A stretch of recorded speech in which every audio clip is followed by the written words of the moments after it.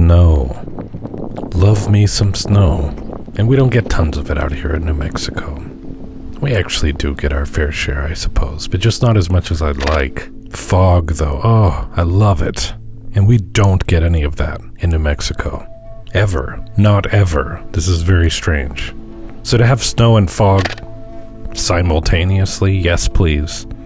Is it fog or is it low hanging clouds? I don't know what the difference would be. Whatever it is that we've got going on here, I'm way into it. But why do I have a big ass screen mounted on top of my camera? Does not the camera itself, in fact, come standard with a reasonably sized ass screen? It sure does, and that's a great question. Well, part of it would be because Shimbol sent me this M5 field monitor a while back. But not only am I not required to give it a good review or say glowing things about it, I'm not even required to review it, period. It was actually sent to me to assist in a different review I did of a wireless transmission system. It's just, in the meantime, I have really come to appreciate this monitor. So I've been looking for an opportunity to review it. And didn't know the context, what that would look like, what I could possibly talk about with a field monitor. And then the situation just arose wherein I needed a field monitor, and lucky me, there's one sitting right here on the shelf. And I will talk about that in just a second. But first I want to wrap up the other thing I was saying. So, true enough, I wouldn't have gone out and spent money on this field monitor had they not sent it to me. But that's only because I already owned a field monitor, and I'm not looking to start a field monitor collection. Though if I were, I just realized I have a third field monitor stuffed in a box somewhere. Was never happy with that original field monitor, thus I replaced it with a much more expensive one that I have used on and off for the past 4 years. But given the choice between this very budget-friendly Shimbol M5 and my far more expensive field monitor, I would choose the Shimbol M5 almost every time. I prefer it in almost every respect. The other monitor, the more premium one, has a higher quality display, and I suppose that's to be expected. But this M5 is far more useful and usable to me.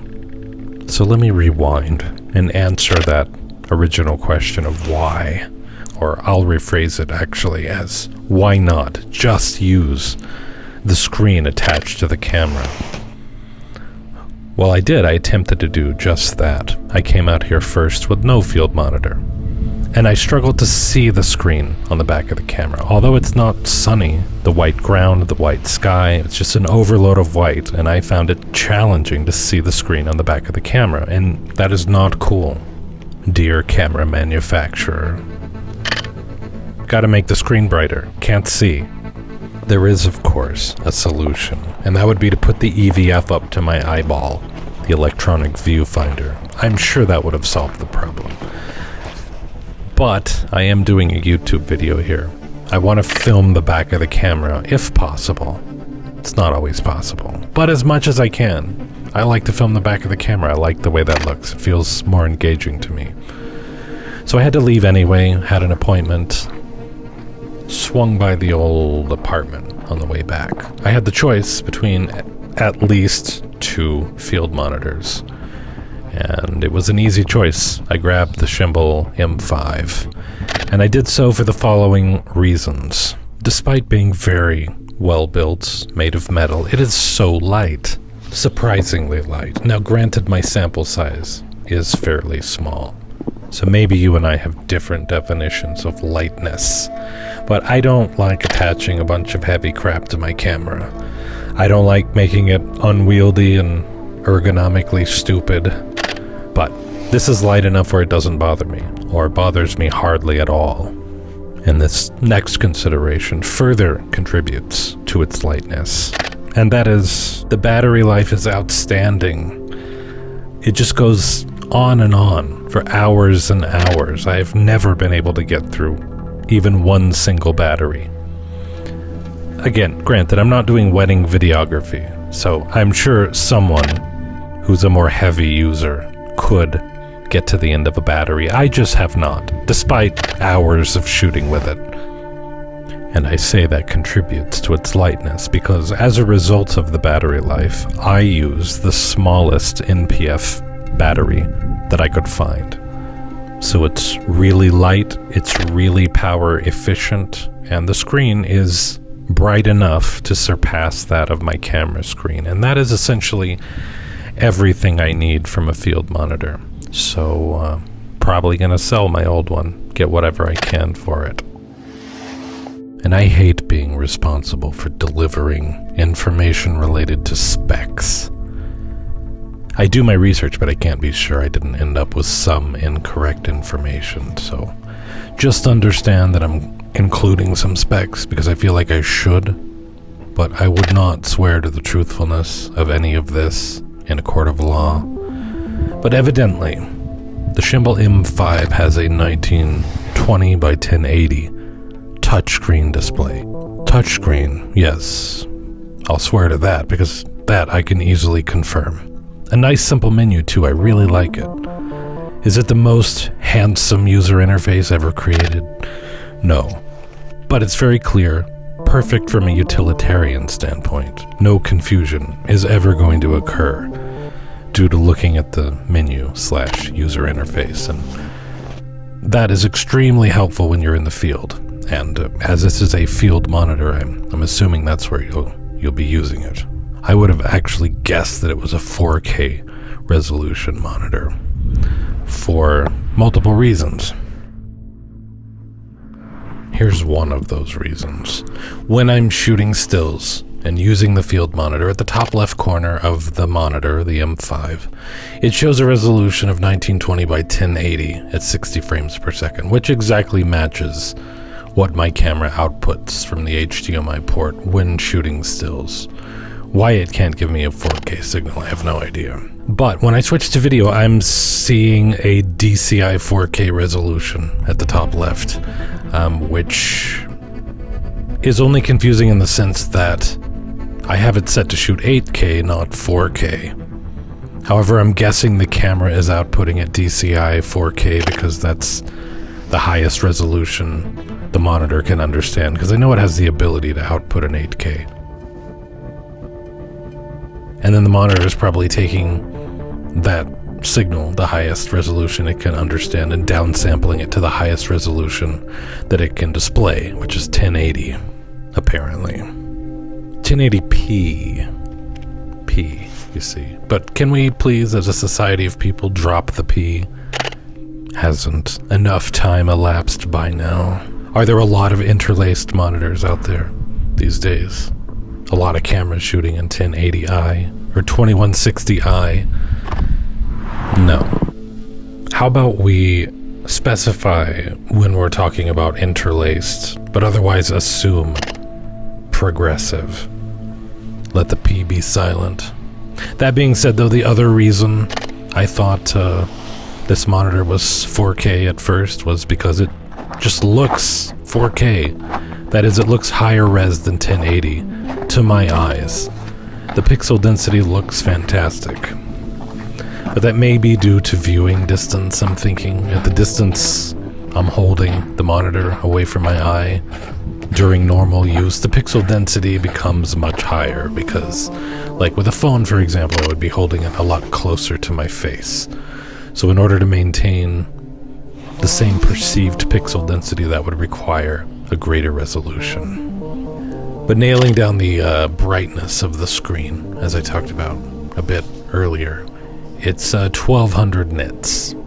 Take it from me, that's a whole lot of nits. In order to get the brightest possible image, though, you do end up losing a lot of contrast, which isn't great. The monitor remains totally usable in its brightest form, but yeah, that's not ideal. It could look a lot better if it maintained its contrast a little better as you cranked up the brightness.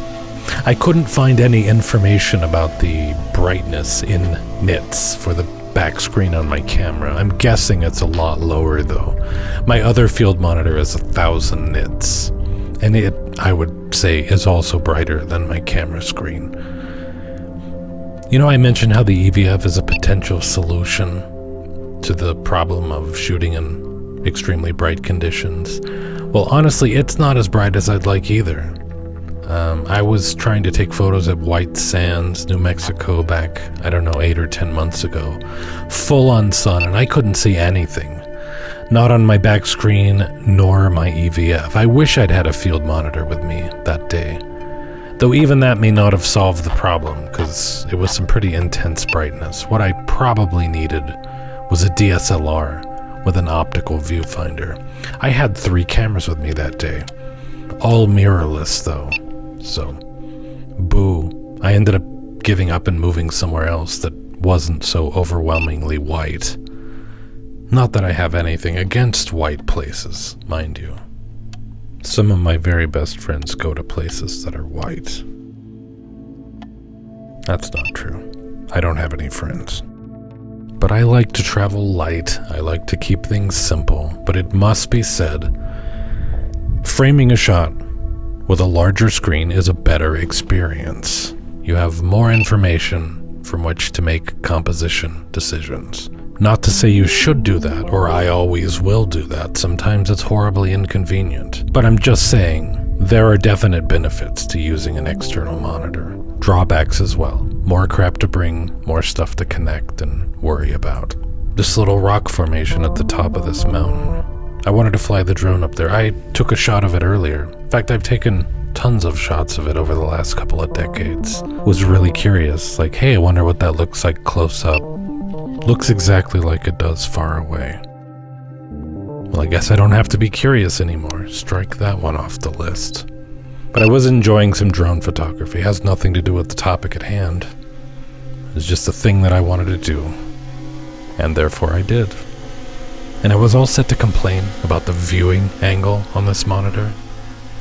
That when viewing the screen off-axis, the image gets dull and hard to see. But that's actually not true. I have the camera with the monitor mounted on it right in front of me, right this second, and I'm moving it from side to side, and it looks absolutely fine. It might be that maybe it's just more noticeable in the field. Looks pretty good here, indoors, in a controlled environment. I will say, though, that it's unusually reflective. Maybe that's more what I was noticing, the glare. I don't know, it didn't seem like it, though. I remember noting to myself that the ideal viewing angle was kind of a narrow margin. So, I don't know. I don't feel like I have enough data to take a firm stance, so I'm not going to. But I am noticing, sitting here in my chair, that it is more reflective than my phone screen when I move them both in a similar way. Compared to the screen on the back of the camera, they're about the same, although I have a screen protector on the back of my camera, and I do not have a screen protector on the M5 nor on my phone. So it could be the screen protector itself on the back of the camera that's making it more reflective. I have no idea. Again, cannot take a firm stance there either.